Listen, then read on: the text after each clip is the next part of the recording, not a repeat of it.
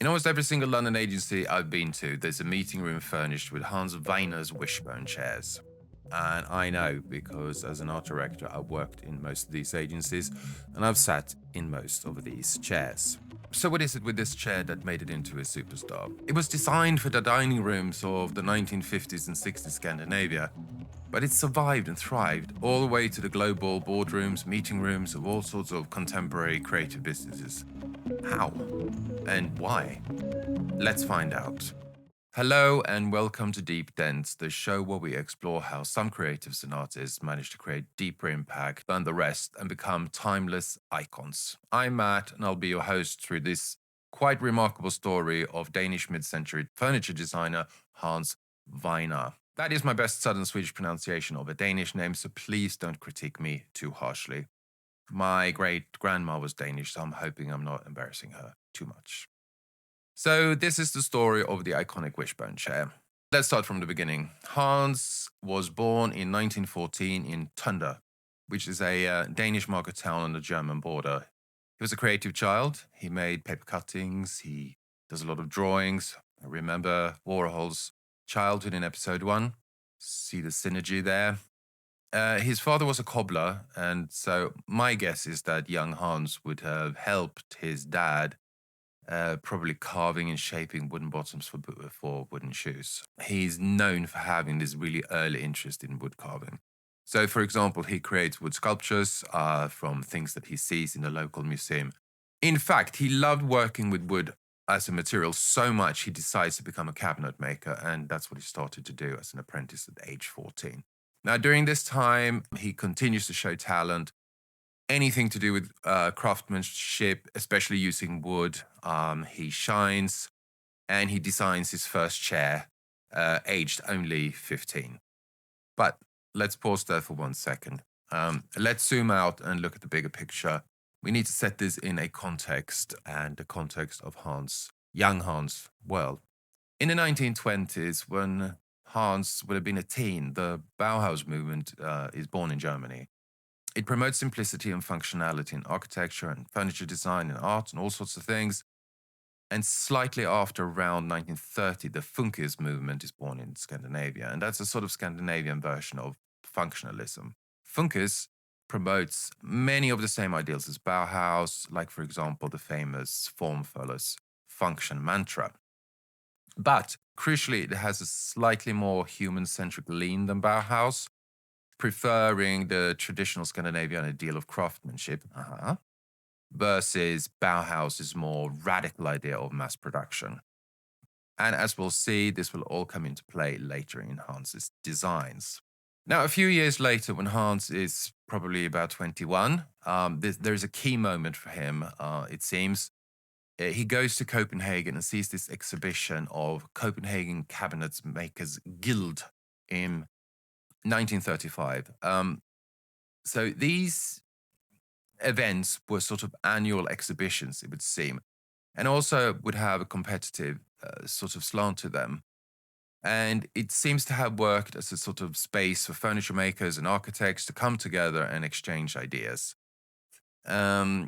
And they would also share experiments around construction and design. Now, when I read about these exhibitions, my mind is drawn to contemporary tech events where techs and creatives of all kinds meet and exchange ideas. Perhaps it's silicon chips today versus wood back then, but somehow equally as exciting and groundbreaking, certainly for young Hans. And it seems clear that he was very inspired what he saw there in 1935. He loved craftsmanship so much, and when he saw it in collaboration with design, that really did something for him. So I think right there and then he decides to become a designer and to start building furniture. Now, enter the Second World War. This is, of course, is a horrible time with vast devastation of large parts of Europe. It's a horrible time as we know, but out of the ashes of this total devastation rise a new post-war era. And this time, it's Hans's time. Alongside this, there's also a new kind of post-war political ideal, which we'll see will come to influence contemporary design as much as anything else. In the Scandinavian countries, and indeed other parts of the world too, there was a sort of mildly social democratic renaissance period, if you will. And this resulted in Scandinavia in kind of living concepts. And it's seen both in Denmark's and as the, again, I'll do my best Danish here, folkelighed, and in Sweden's folkhemmet. And these were very popular political ideas around really social safety nets and living standards. And so, from having been only mildly economically successful countries before the war, the post war period changes all of that. The pre war cramped living standards were no longer seen as acceptable. So, large amounts of older buildings were torn down and replaced by this idea of modern living in the name of Nordic modernism or functionalism. The idea was that everyone should have access to better living standards. In the Scandinavian version of modernism, this then includes ideas around health, cleanliness, nature, space, sunlight, and so clean, natural lines becomes the Nordic ideal.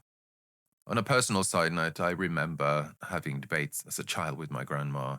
She'd grown up in a pretty grim Scandi poverty in the first part of the century, and I remember I used to say to her how sad I thought it was that so many of the old, beautiful buildings had been knocked down. And she would get quite angry with me when I said that, and she would explain to me that if you'd ever lived in a cramped flat with no running water and a communal WC in the yard, that you'd want modernism too. Anyway, it's a new kind of simple, clean, functional architecture that now becomes the stage really for the Wishbone chair to enter. And this is how the chair itself was born.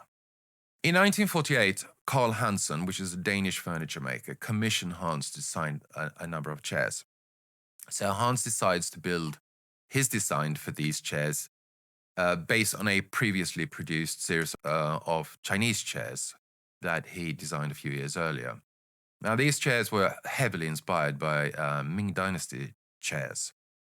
And if you look at these earliest iterations, you can clearly see the building blocks of the Wishbone chair, with this bent wood being both simultaneously armrest and backrest, for example, as well as details like the hand-woven papercord seat.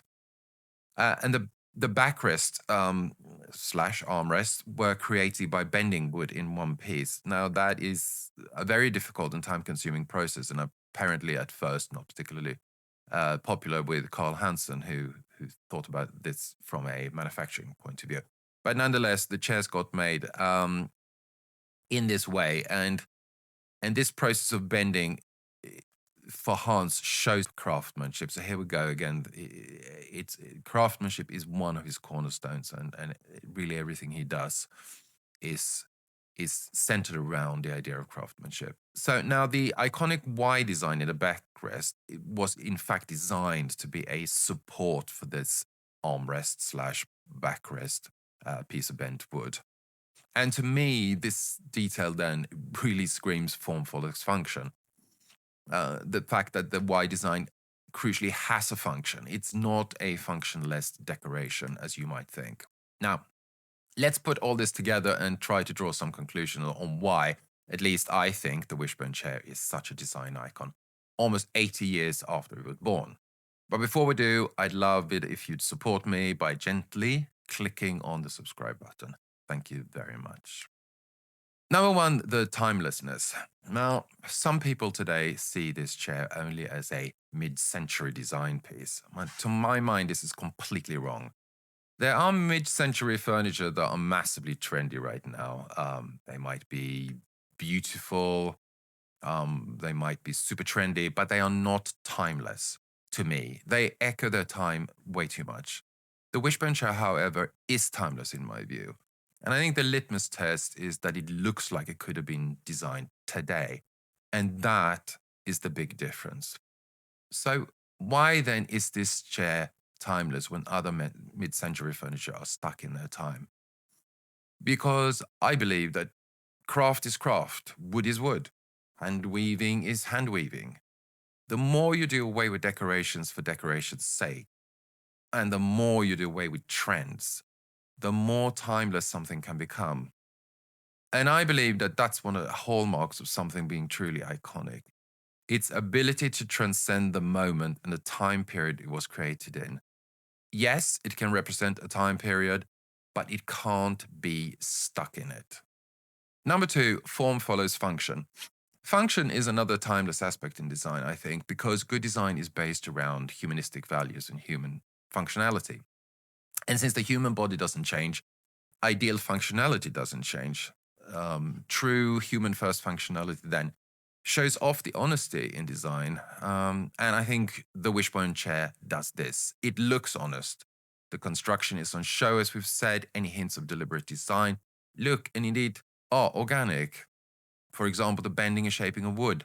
It looks organic and it looks natural because it is. It echoes nature. The Wishbone design of the backrest actually supports the armrest part.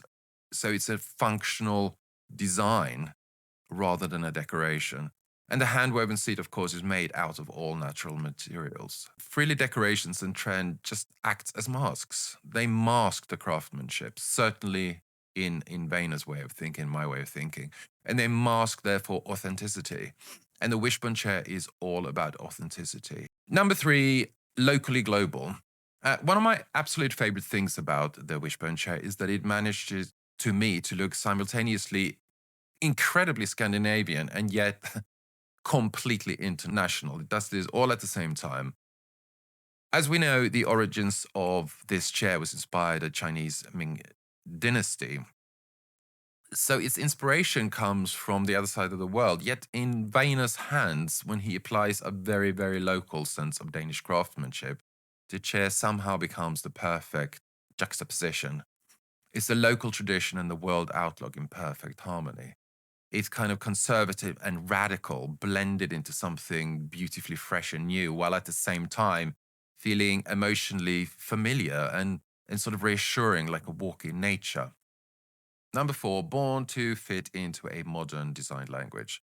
Part of the chair's ability to be iconic is how it manages to fit into so many modern interiors. Remember how we spoke about the post-war era and the rise of Nordic modernism? The clean interiors and design lines and the emphasis of natural light, the important sense of space, and as it happens, none of these ideals have gone away. Interior design trends, they may come and go, sometimes with the speed of light, but the cornerstones like light, space, simplicity, and naturalness, they will remain for years to come. And I believe as long as they do, the Wishbone chair will fit right in. And as long as it does, it will remain an icon of design. Now, how would you have to think right now to make your creative work have the same level of impact 80 years from now? Could you blend a new creative language from far and close? Could you let your craft be on show more? Could you simplify and be more authentic? Could you remove any trend mask and be more timeless? Thanks for listening, and see you next week.